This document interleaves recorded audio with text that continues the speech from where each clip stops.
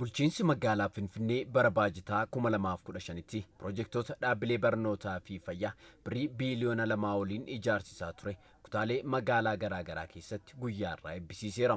Kutaa magaalaa Lammii Kuraattis piroojektota dhaabbilee barnootaa fi fayyaa birrii miiliyoona 600 oliin ijaaramaa turan xumuramuun eebbaaf qaqqabaniiru. Sagantaa eebbaa kanarratti kan argaman afayaa'iin mana maree magaalaa Finfinnee Addee Buzeenaa Alkaadir kutaan magaalaa Lammii Kuraa kutaalee magaalittii kan biroo caalmaatti maatii qonnaan bultoota hedduu kan keessatti argaman ta'uu kaasuun daa'imman maatii kanneenis dhiyeenyatti manneen barnootaa akka argataniif piroojektonni har'a eebbifaman gahee guddaa qabu jedhan. Akkuma har'a ilaalle kutaa magaalaa kana keessa qonnaan bultoota hedduutu argama. Kana dura qonnaan bultoonni mana barnootaa dhiyeenyatti dhabuu hordofee barnoota malee turaniiru.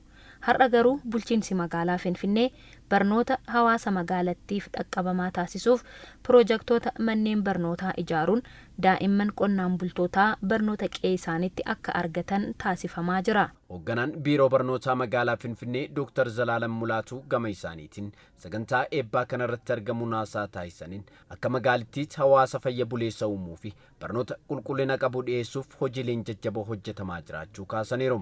ለኛ ለልጆቻችን እንዲሁም ለልጅ ልጆቻችን ምቹ ትምህርት ቤቶችን እንገነባለን።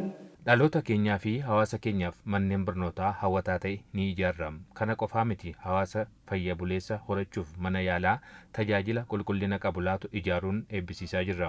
Kana caalaatti dhaabbilee garaagaraa tola ooltummaa hirmaachisuun yoo dandeenye hawaasa keenya jireenya fooyya'aa akka jiraatu taasisuun ni danda'ama. Hojii raawwachiisaa olaanaa kutaa magaalaa Lammii Kuraa obbo Balaayi Taaddalaa gama isaaniitiin piroojektoti tajaajila hawaasaaf oolan hedduun kutaa magaalichaatti ijaaramanii xumuramaa jiraachuu himanii torbanoota fuula dura jiran keessattis piroojektoti ijaaramanii xumuraman hedduun eebbifamuuf akka jiranis dubbataniiru. ይህ ብቻ አይደለም። በቀጣይ ሳምንታት በክፍለ ከተማችን በሁለት ምዕራፍ የሚመረቁ ታላላቅ ግዙፍ ፕሮጀክቶች ይኖራሉ። Kanarraa qofaa miti kutaa magaalaa keenyatti piroojektota gurguddoo torbanoota dhufanitti ijaaramanii xumuraman ni eebbifamu. Kanarraa kan adda taasisu dhaabbilee barnootaa fi fayyaa akkaataa hawaasa keenya fayyadamaa taasisuu danda'uun ijaaramaa ture eebbisiisuun tajaajilaaf banaa taasisuu dandeenyerra. Kun ammoo kan itti fufuu ta'a. Piroojektonni manneen barnootaa kutaa magaalaa Lammii Kuraatti ijaaramanii tajaajilaaf banaa ta'an daa'imman sababa manneen barnootaa dhiyeenyatti dhabanii barnoota malee turaniif furmaata waaraa kan laatuuf ta'u hawaasi kutaa magaalichaa eemmenitti himaniiru. Kotobee gooroodhaa ijoollee keenya kotte achi bishaan guuturra deemnetti lamii an jedhan karaa industirii meejaadhaan hin jira. Isaan ijoollee xixiqqoo kana baannetti tikashaarratti baannee ceesifnee mana barnootaatiin geenyee deebina. Amma sirriitti mangistii kana waan inni biraa ejjetu amma dhufee barrii duratti nu dhufe barrii duratti amma asii baanii dhufanii ta'u asumatti baratanii galan.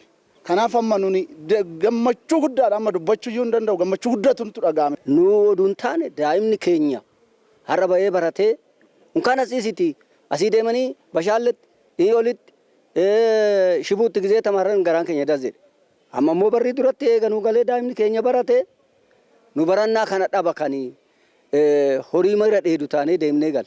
Oduu xinnoo barannee kun hundi nutti hin dhufu. Amma garuu an akka kootti mangistiin kun misgaanaa argatu.